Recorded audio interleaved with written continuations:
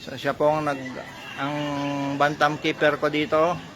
Pag wala ako, siya nagpapakain ng ating mga alagang mga bantam. Habang ang dalawang bantam ay nag-aaway na sa likod. Moo! Hoy, hoy, hoy. Doon, huwag kayong mag-away. Are. Yan po ang si Manny. Papakawalan ko na to. Ito na siya. Ayan. So, ano siya? Diyan ka lang. Yan lang siya. Nakaaway niya ang si Manny. Puti tayo. Ang katang ingay mo. Ayan, at may mga barama sa gilid. So, ayan. At ito.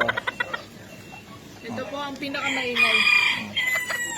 Takot yung isa. Takot. Huwag mo na yan. Sige, nga mo na sila magtakbuhan sila.